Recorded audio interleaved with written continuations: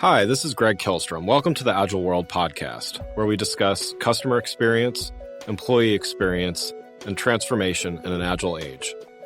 The Agile World podcast is brought to you by TEKsystems, an industry leader in full-stack technology services, talent services, and real-world application. For more information, go to TEKsystems.com. To read more about the topics discussed on this show, you can go to my website at theagile.world and read my latest articles or get a copy of my latest book, The Center of Experience, a blueprint for creating an experience-led organization, now available on Amazon and other retailers. My name is Greg Kilstrom, and I'm the host of the Agile World podcast. I'm excited to introduce part 2 of a special 3-part series about the impacts of the pandemic on organizations' security posture, brought to you by TEKsystems, an industry leader in full-stack technology services, talent services, and real-world application. Today, we're going to talk about how security can be an enabler for business. To help me discuss this topic, I'd like to welcome TEKsystems Risk and Security Solution Executive, Kory Patrick. First, why don't you tell me a little bit about your background and what you do at TEKsystems?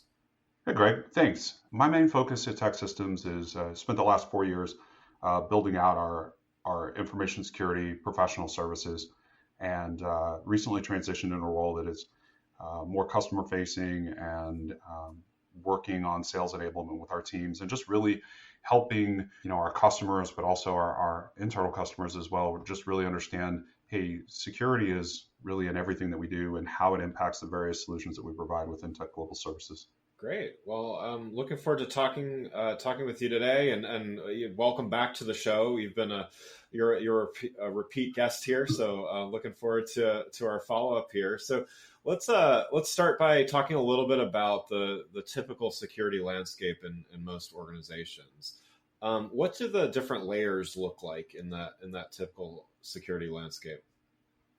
Well, first of all, Greg, in my experience, there is no typical security organization. It ranges, right? And it ranges from security just not even being a focal point at all. Some organizations view it as something that's outsourced along with IT, and oftentimes an organization that does that is believing that they're getting more security than they probably are. I've seen organizations that are tens of thousands of employees scattered across the globe, and they have one person, focused on security or thinking about security in the organization. And then, you see groups where you typically have a security org, and it's typically a very small team compared to, information technology or another business unit. And they typically don't have the headcount or the resources that they need to do everything that needs to be done in the organization. And oftentimes they're challenged by the focus of the business or the availability of the business. And oftentimes security is seen as an impediment in an organization or an impediment to, rolling out new products or engaging in new lines of business or going to market. And, how do we, and that's really the big question is, sometimes you see that as a well-oiled machine, but a lot of times organizations struggle with that, right? What is the right level of security? Where should security be injected in an organization? Should it be early and often? Is it a phase gate?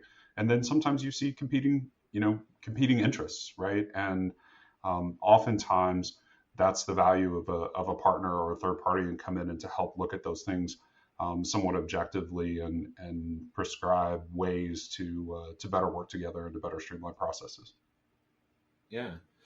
So, you mentioned there is no typical setup, but, what does it look like when they work together well? I mean, how have you seen that? How have you seen that in some of the organizations that you've worked with?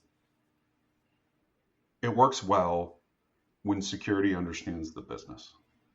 When the security goals, the security objectives, the security teams, those folks understand the business and they understand how the business functions, how the business operates.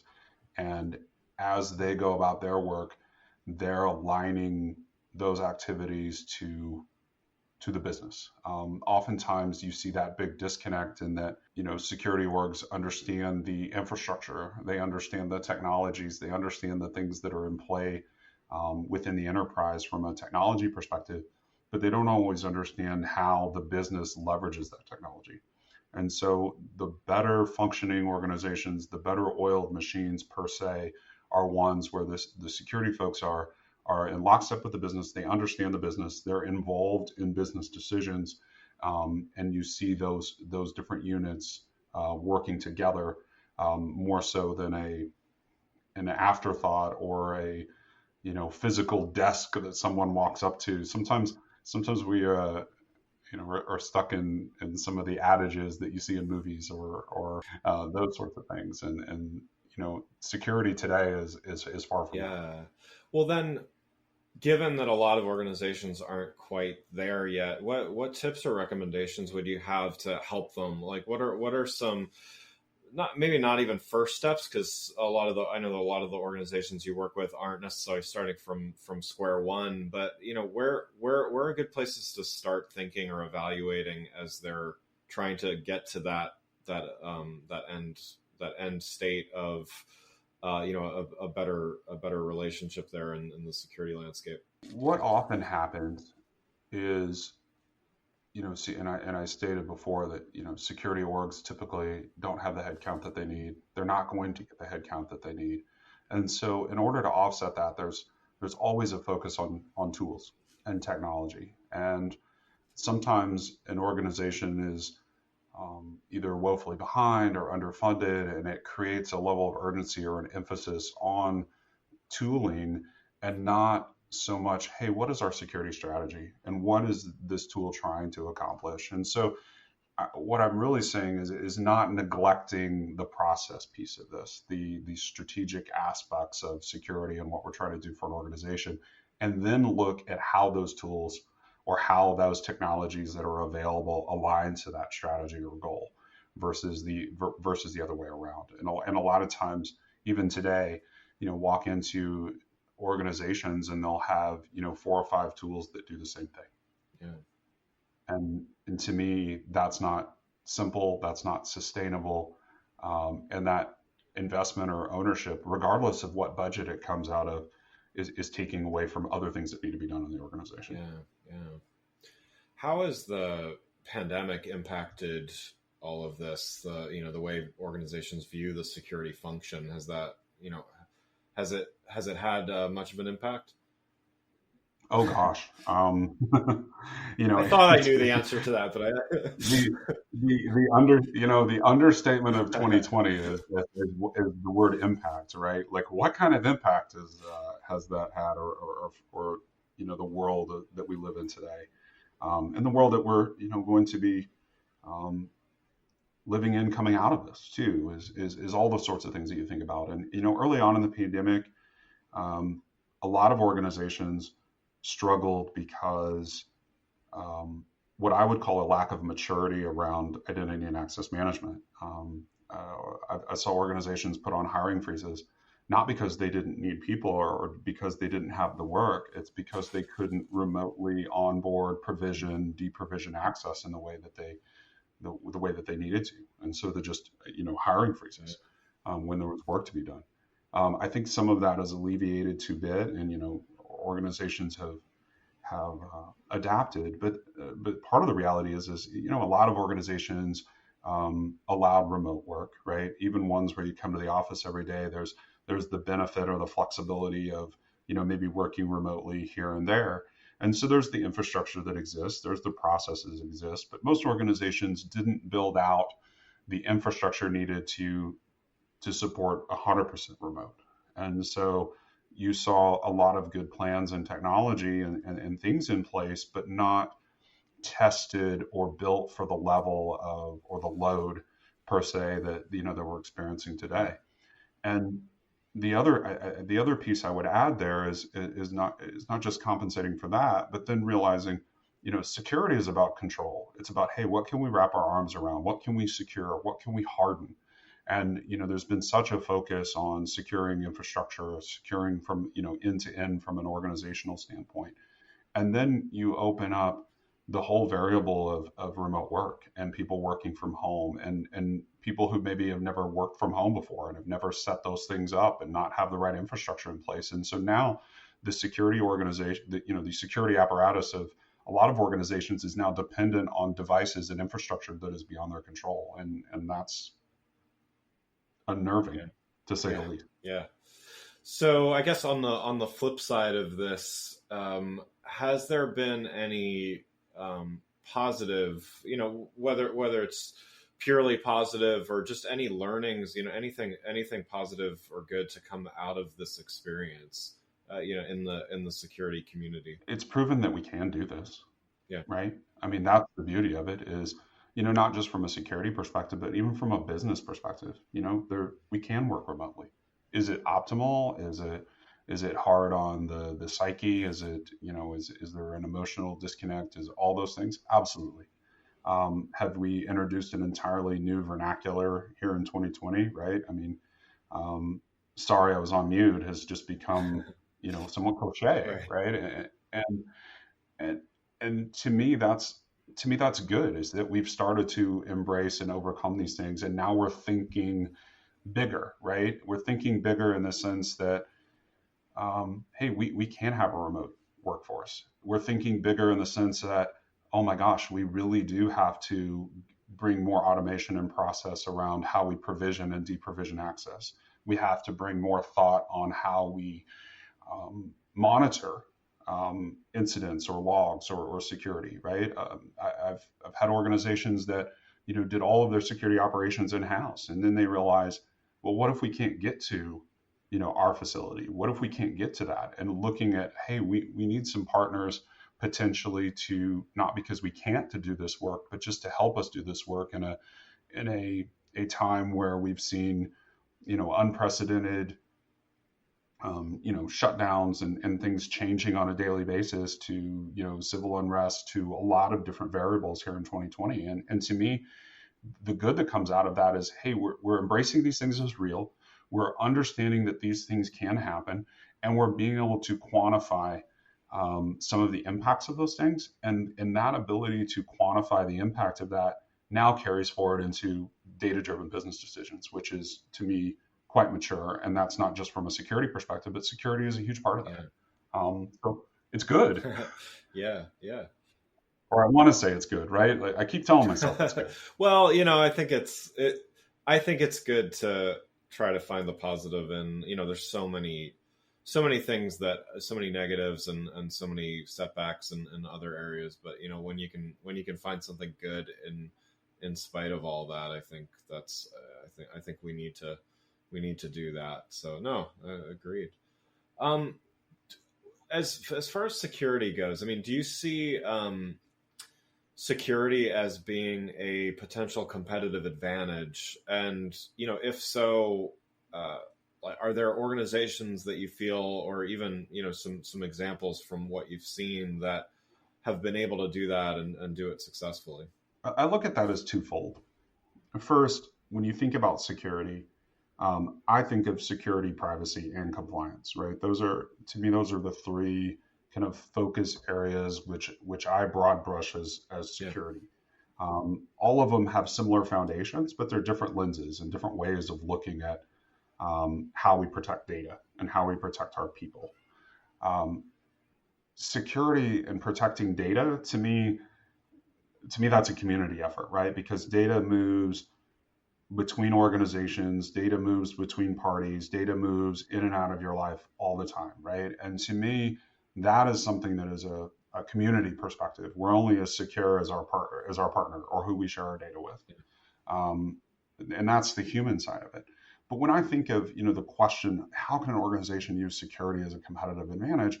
That's when I put on that compliance lens, right? And investing in the controls, investing in the processes, and investing in the structure to be compliant with regulatory requirements, absolutely a competitive Yeah. advantage. When I think about our solution centers being high trust certified, well, that's a competitive advantage. Not every partner or every competitor has that. When you think about SOC 2 compliance from a third party risk standpoint, that helps a vendor get in faster with an organization versus a vendor that doesn't have that, because they're through more red tape or some of those challenges. It doesn't mean that they're any more or less secure, but investing in that certification, investing in that compliance structure, and achieving that is certainly a competitive advantage for organizations. Yeah, no, that's great.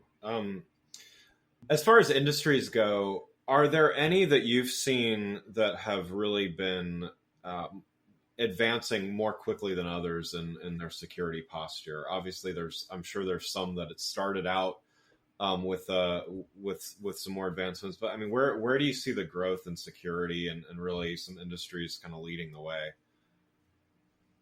Well, I think that, consistently in all of this is, your financial services, when you talk about advanced technologies and ways of thinking, often lead the way, right? And what you see oftentimes, being adopted in the financial services space is maybe a leading indicator to what you'll see in other industries in, 2 to 3 to 5 years, right?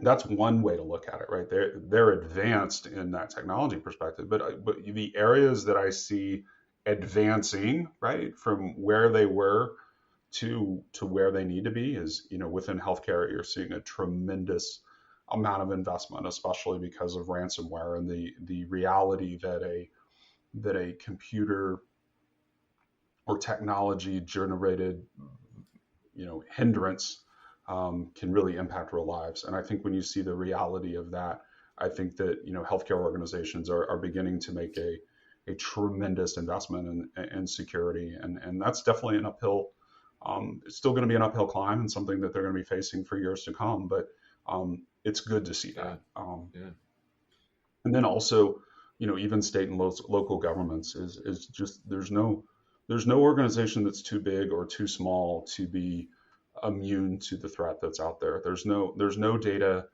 out there that's unimportant. There's no target out there that an adversary isn't interested in.